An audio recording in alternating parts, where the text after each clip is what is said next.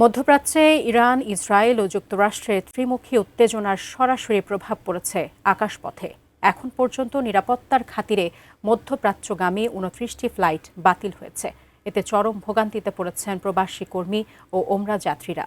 এরই মধ্যে বিদেশে অবস্থানরত ৩ জন বাংলাদেশি আহতের খবর পাওয়া গেছে। এ নিয়ে বিস্তারিত রবিউল ইসলাম রবির প্রতিবেদনে। মধ্যপ্রাচ্যের আকাশে যুদ্ধের মেঘ। ইরান, যুক্তরাষ্ট্র, ইসরায়েলের পাল্টাপাল্টি হামলার জেরে হঠাৎ করেই স্থবির হয়ে পড়েছে আকাশপথ। জেদ্দা, রিয়াদ, দুবাই সহ মধ্যপ্রাচ্যের প্রায় সবগুলো ফ্লাইট বাতিল হওয়ায় ঢাকার বিমানবন্দরে এখন শুধুই অনিশ্চয়তার ছবি।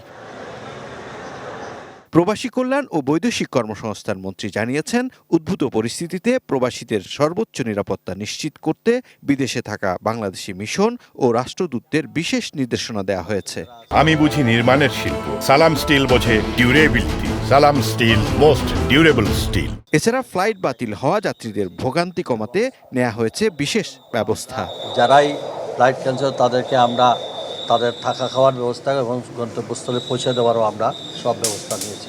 আমাদের মিশনগুলোকেও বলে দেওয়া হয়েছে, আমাদের রাষ্ট্রদূতগুলোতেও বলে দেওয়া হয়েছে, ওইখানে যদি কেউ প্রবাসে কেউ অ্যাফিডেভিট যাতে তারে যেভাবে সেফটি দিয়ে আমাদের নাগরিকদেরকে আমরা নিয়ে আসার সব ধরনের ব্যবস্থা আমরা চেষ্টা করে যাচ্ছি।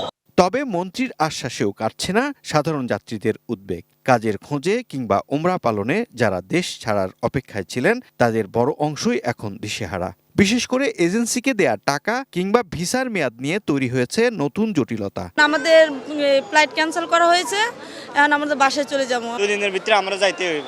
আমরা ইমার্জেন্সি ভাবে আবার কিভাবে টিকিট নেব, বা আমার টিকিট ক্যান্সেল হলে আমি ফোনের আবার কোথায় গিয়ে টিকিটটা বাইর করব। না পাইতেছি, বাসা যাইতে না পাইতেছি, এখানে থাকতেছি। তারপরে টেনশন যে কবে হবে না হবে। 2-1 দিনের ভিসার মেয়াদ আছে, এখান থেকে ভিসা রিনিউ করার কোনো ব্যবস্থা নাই।